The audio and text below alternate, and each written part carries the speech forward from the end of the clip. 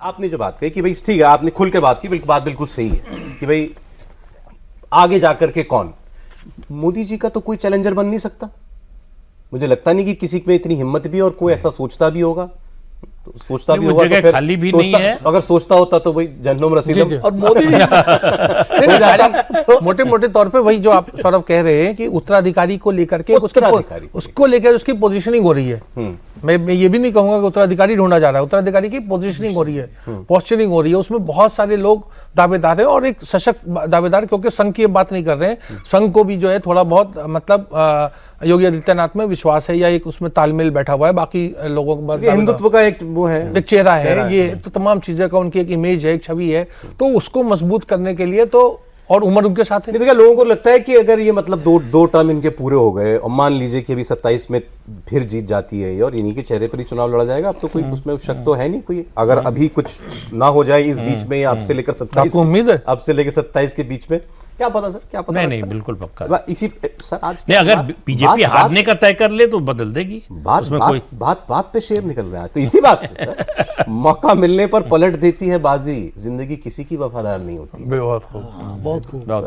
क्या पता लगता है। एनीहाउ, तो जो बात मैं आपसे कह रहा था कि क्या लोग जो लोग भी इनको डिस्टेबलाइज करना चाहते हैं, उनको ये लगता है कि अगर ये अभी नहीं रोके गए तो ही विल बिकम अनस्टॉपेबल।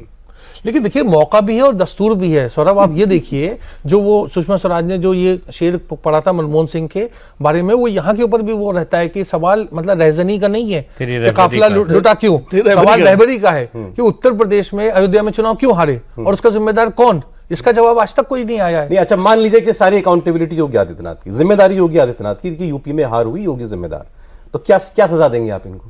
नहीं, सजा नहीं। देखिए मतलब राजनीतिक शास्त्र में या पार्लियामेंट्री डेमोक्रेसी में तो सीधा के विधायकों की रायशुमारी कर ली जाए। क्यों उसका भाजपा अपने आप को कांग्रेसीकरण कर रही है? नहीं, लेकिन विधायकों की अगर रायशुमारी कर ले और उस पर अगर योगी आदित्यनाथ को समर्थन है तो नहीं, जय जय। एक बात, विधायकों की रायशुमारी से चीफ मिनिस्टर बनते हैं क्या?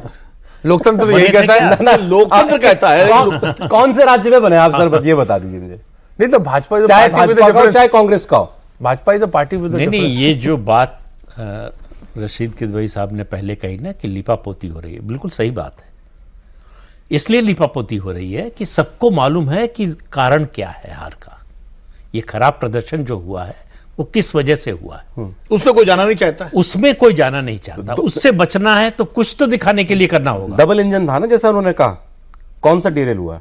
नहीं, कौन सा डिरेल नहीं, कौन सा डिरेल हुआ और किस, अगर हुआ तो किस वजह से हुआ, तो हुआ कौन सा पहले तो ये बताया ना।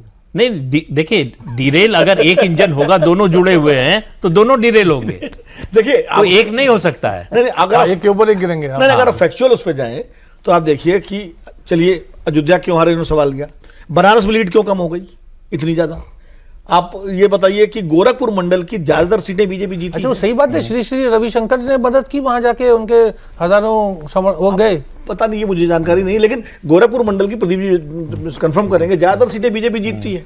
एक देवरिया को छोड़ करके एक आध सीट और शायद बनारस मंडल की सीटें हारती है बीजेपी, वो जो है अनुप्रिया पटेल को छोड़ करके। तो ये क्या, ये सब कारण जब तो जो कह रहे हैं कि जब ये कारणों की व्याख्या होगी तो बहुत सारे सवाल उठेंगे। अब मुरादाबाद का मैंने कल बताया कि भूपेन्द्र चौधरी अध्यक्ष, उनकी जिम्मेदारी क्यों नहीं है? योगी जी के कर है, उनकी क्यों नहीं जिम्मेदारी है? नहीं, मैंने अपने शहर में ऐसा उम्मीदवार दे रहे हैं जो डेथ बेड पे पड़ा हुआ है। 17 में जीते तो उसका श्रेय जो है केशव मौर्य को है।